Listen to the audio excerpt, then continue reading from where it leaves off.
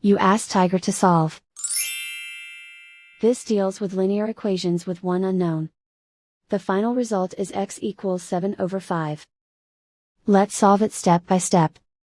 Group all x terms on the left side of the equation. Subtract 3x from both sides. Group like terms. Simplify the arithmetic.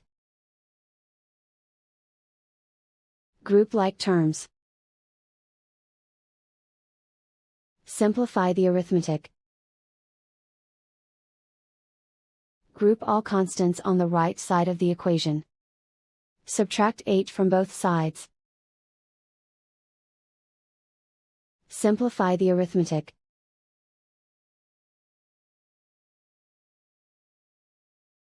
Isolate the x. Divide both sides by -5. Cancel out the negatives.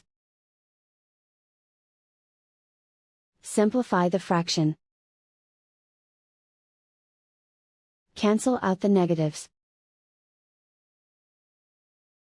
And so the final result is x equals 7/5.